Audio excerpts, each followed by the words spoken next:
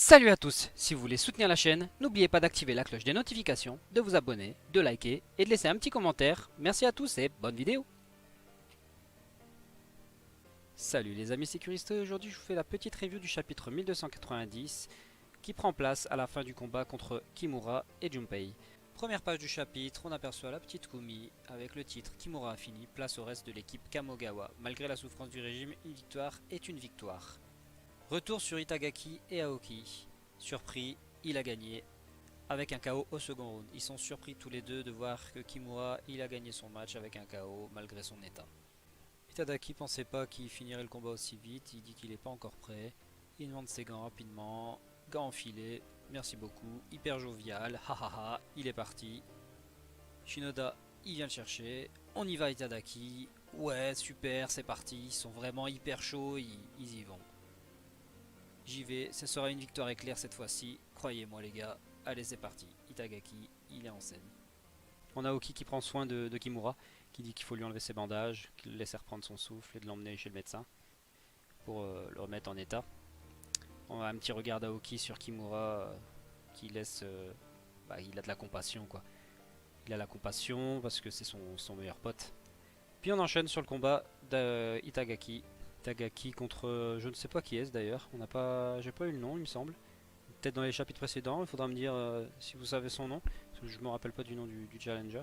Donc on a un combat éclair. Itagaki, même pas deux pages. Même pas deux pages. Donc Itagaki fait vite son combat. Victoire au point. Apparemment, le combat a dû durer longtemps. Victoire au point. Mais ils l'ont enchaîné. Ils n'ont pas pris le temps de l'exploiter. Je pense que c'est pour vraiment mieux préparer la suite sur les prochains combats. Le public il est déçu, ils disent que son combat il est ennuyeux. Donc ça veut vraiment dire, je pense que Itagaki va vraiment rester au dernier plan maintenant. Il sera vraiment plus là. Si on lui donne pas d'importance, je pense que, à part si c'est pour préparer un gros combat pour lui. Mais voilà. Puis on enchaîne sur Aoki qui dit victoire éclair mon cul, qui va aller se battre. Donc il a la hargne, la rage de vaincre, donc il y va, il enchaîne son combat. Et on voit le combat qui passe aussi très très vite. Tout le monde demande pourquoi il n'utilise pas son frog punch. Et apparemment il veut plus, d'après le coach Shinoda, il veut plus utiliser son frog punch parce qu'il veut revenir aux fondamentaux et utiliser des techniques conventionnelles. Mais Hippo il dit qu'en fait, depuis l'incident de Takamura qui lui a foutu les doigts dans le cul, quand il s'accroupit, et ben il a toujours une douleur apparemment à l'anus, donc il peut plus se baisser. Donc c'est pour ça qu'il n'utilise pas son frog punch. Et il termine son match au 7ème round avec un KO. Donc un match vraiment long comme celui d'Itagaki. Le combat étant terminé, on retrouve donc notre héros Hippo à la sortie du stade avec ses deux disciples.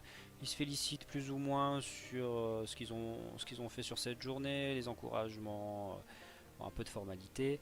Ils discutent donc des combats que les trois ils ont gagnés. Hippo il lui dit qu'il doit être fier de son frère, fier d'Aoki. Ils se rabaissent plus ou moins les uns les autres, puis ils se remontent, voilà.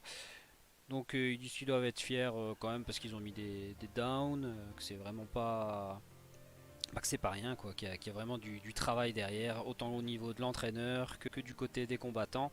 Puis Hippo qui petite pensée songeur et qui dit que probablement c'était même sûr que grâce à eux tous qu'ils ont gagné le match et qui comme il dit c'était pareil pour lui quand il combattait à l'époque. Puis les deux élèves d'Hippo ils disent qu'ils feront de leur mieux puis qu'ils deviendront aussi forts. Il y a une petite scène de dispute entre eux d'ailleurs.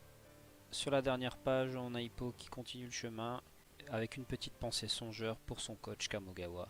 Il dit: moi aussi, le coach Kamogawa prenait soin de moi, je m'en rends compte petit à petit, j'aimerais vraiment pouvoir le voir, pour lui dire à quel point je lui suis reconnaissant.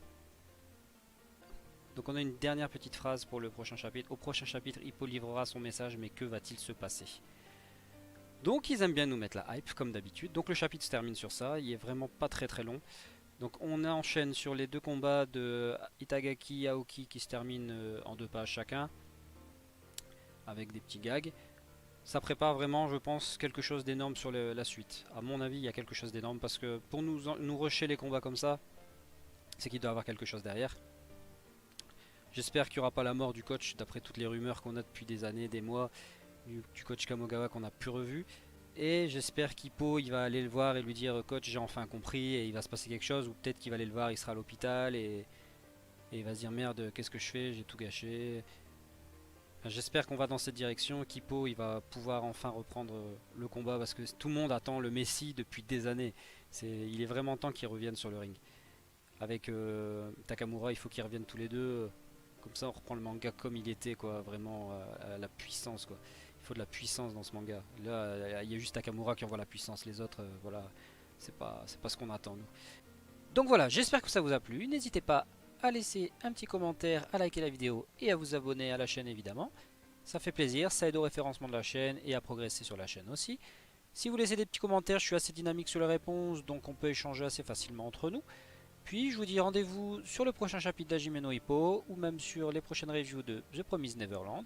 Je risque par la suite de faire des reviews de Dr Stone je pense. Je ferai pas forcément de manga style Dragon Ball Super, il y a déjà 7 personnes qui font des reviews sur ce style de manga. Je prendrai vraiment des mangas où ça manque de reviews. En tout cas les amis, je vous remercie à tous de m'avoir suivi aujourd'hui. Je vous dis à bientôt pour la suite des reviews d'Hajime no Ippo sur la chaîne de Kuristo no Sekai. Bye bye à tous.